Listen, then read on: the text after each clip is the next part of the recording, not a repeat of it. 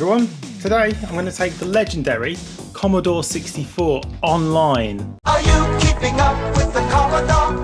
Cause the Commodore is keeping up with you. On a quest to discover the joys of BBS bulletin board systems. BBSs, but not with this. No, as per usual, I'll be using the MiSTer FPGA system to do everything in this video.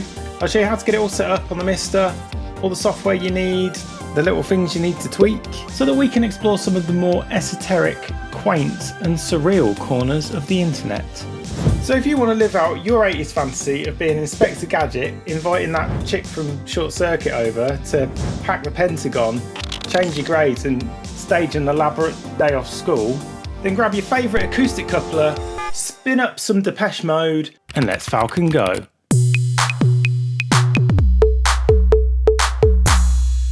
So a BBS, or bulletin board system, is like a server what you connect to over a phone line to read news, get messages, play games, that sort of stuff.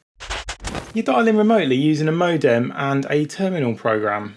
Now this is a bit of an oversimplification, but you can kind of think of it as a cross between a website and teletext. BBSs were invented in the late 1970s by a couple of OG computer club members called Ward Christiensen and Randy Seuss. Running on an Apple II and using an early Hayes modem, users could dial into the BBS and download various bits of information, including messages left by other users, and leave their own messages in response for users that would log on after them. My earthly journey began in the Chinese Year of the Dog, 1982. So much of this was far out of my reach during the BBS heyday of the early 80s through to the 90s, until now. You may be surprised, as I was, to find that there's actually a vast number of BBSs available online right now for you to log into and delve around in.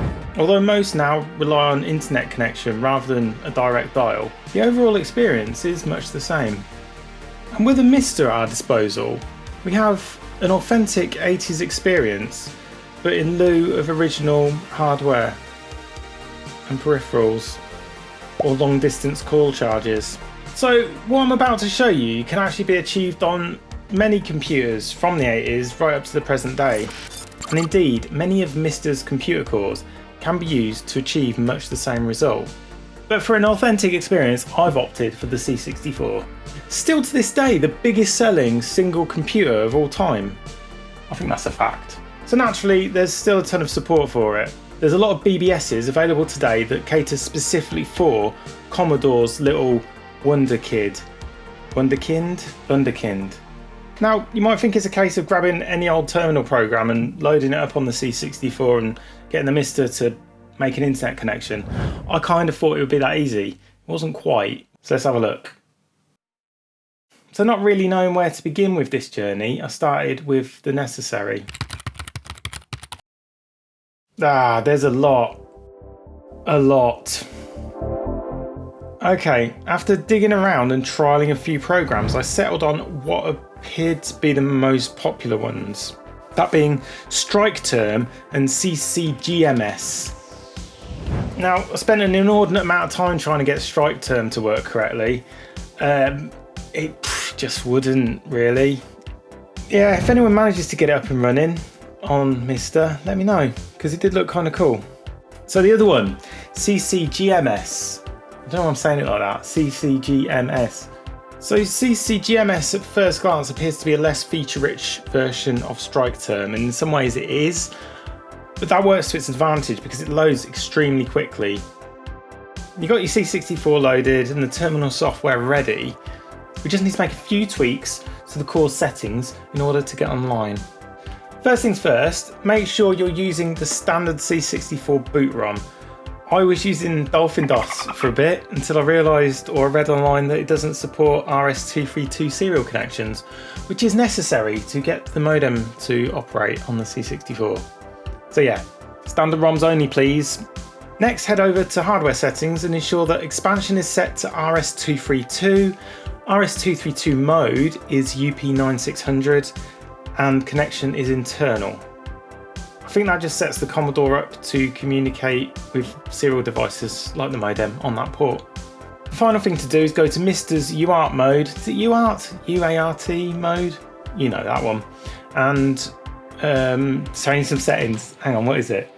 Yeah, UART mode settings, and change connection to modem, link to TCP, and baud rate to 9600. Save that. Save it. Next, we'll need to load the terminal software and configure a few things there.